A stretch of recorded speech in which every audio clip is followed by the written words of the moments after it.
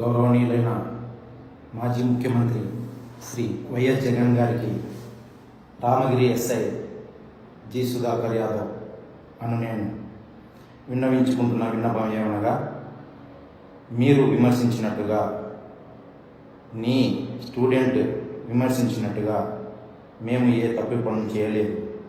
మీకు రామగిరి మండలంలో మొత్తం 10 ఎంపీటీసీలు ఉండగా అందులో 1 టీడీపీ, మిగిలిన 9 వైసీపీ. అయితే అకాల మరణం, మీ ఎంపీపీ గారు అకాల మరణం చెందడంతో మీ వైసీపీ ఎంపీటీసీలే కలిసి ఒక ఎంపీపీ గారిని ఎన్నుకున్నారు ఈ ఎలక్షన్ నోటిఫికేషన్ రాకముందు. అప్పుడు ఎటువంటి పోలీసు బందోబస్తు కానీ ఎవరూ లేకపోయినా వారంతకు వారే ఎంపీటీఓ ఆఫీస్లో ఒకరిని సెలెక్ట్ చేసుకున్నారు. అయితే ఎలక్షన్ నోటిఫికేషన్ రావడంతో ఎంపీపీ ఎన్నిక అనివార్యమైంది. అందులో ఎవరు అయినా మీ వైసీపీ వాళ్ళే ఎంపీపీ అవుతారు. ఎందుకంటే ఇక్కడ ఎంపీపీ మహిళకు రిజర్వ్ చేయబడింది, టీడీపీకి ఒక ఎంపీటీసీ ఉంది. మీకు 9 ఉన్నాయి, 9లో ఒకరు అకాల మరణం చెందారు. మరి ఎలా వేరే వాళ్ళు ఎంపీపీ అవుతారు? ఖచ్చితంగా మీ వాళ్ళే కదా ఒకరు అవుతారు. దానికి ఎందుకు మీరు వారి కుటుంబ సభ్యులకు తెలియకుండా ఎక్కడికో తీసుకెళ్ళి చాలా సీక్రెట్గా దాచిపెట్టారు.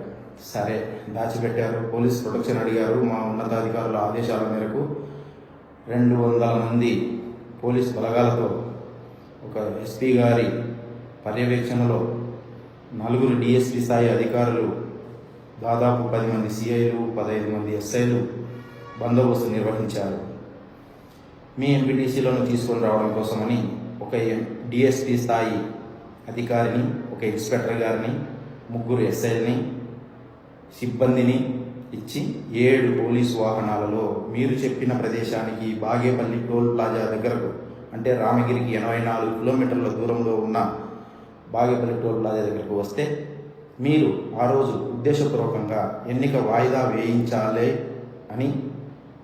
వేయాలనే ఉద్దేశంతో మీరు దాదాపు 11 గంటలకు వచ్చి 11:21 పోలీసులకు అప్పగించారు.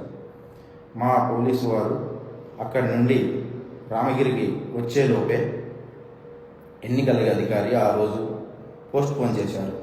తిరిగి మీ కోరిక మేరకే మా ఉన్నతాధికారుల ఆదేశాలపై వారిని రామగిరి నుంచి దాదాపు 45 కిలోమీటర్ల దూరంలో ఉన్న పెనుగొండ ఆఫీస్కి తీసుకొని వస్తే, ఎంఆర్ఓ ఆఫీస్కి, అక్కడ ఎంఆర్ఓ గారు వాళ్ళ పై అధికారులతోని సంప్రదింపులు చేయడానికి కాస్త ఆలస్యమైంది. దానికి మీ మాజీ ఎమ్మెల్యే గారు వచ్చి అక్కడ పోలీసు వారిని అమ్మనాబూతులు తిట్టి, పోలీసు వారిని తన వాహనంతో గుద్దడానికి ప్రయత్నించి గొడవ చేసి దాదాపు చాలా 70-80 మందిని చేసుకొని వచ్చి అక్కడ వీడియోలు చిత్రీకరించుకొని హీరో వేషాలు వేసి మీరు సోషల్ మీడియాలో వ్యూస్ కోసమో దేనికోసమో బీజిఎంలు వేసుకోవడానికో మీరు ముందుగానే ప్లాన్ ప్రకారం అన్నీ అక్కడ పోలీసుల మీదకి దూసుకొని వస్తున్నట్లు పోలీసులని అమ్మనాబూతులు తిట్టడము, ఒక వీడియోలు చిత్రీకరించుకోవడం కోసమో, సోషల్ మీడియాలో హీరోయిజం అని కామెంట్లు పెట్టించుకోవడం కోసమో మీరు క్రియేట్ చేసుకొని మేము మీకు అప్పగించడానికి వస్తే మీరు పోలీసులనే తిట్టారు. మరి నెక్స్ట్ డే అదే బందోబస్తు అట్లే కంటిన్యూ చేశాం. కానీ మీరు ప్రజాస్వామ్యాన్ని ఆభాసుపాలు చేస్తూ పోలీసు వ్యవస్థకి చెడ్డ పేరు తెచ్చేలాగా, పోలీసు వ్యవస్థని తప్పుదారి పట్టించేలాగా, కోర్టులను తప్పుదారి పట్టించేలాగా మీరు మీ సభ్యులను తీసుకొని రామేశ్వరం వెళ్ళామని అక్కడ సముద్ర తీరాన ఒక వీడియో పెట్టించారు. అంటే ఇదంతా తతంగం అంతా మీరు ఎంపీపీ ఎన్నిక చేసుకోవాలనో ఇంకోటనో కాదు, కేవలం మీరు ఏదో ప్రజల్లో అశాంతి కలిగించాలి, అలజడులు సృష్టించాలి, ప్రజల్ని, పోలీసుల్ని తప్పుదారి పట్టించాలి, కోర్టులను తప్పుదారి పట్టించాలి.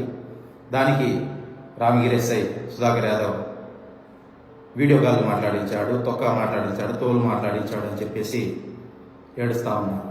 నేను ఎవరితో ఎందుకు వీడియో కాల్ మాట్లాడించాలి? దానివల్ల ఎవరికేం ఉపయోగం ఉంది?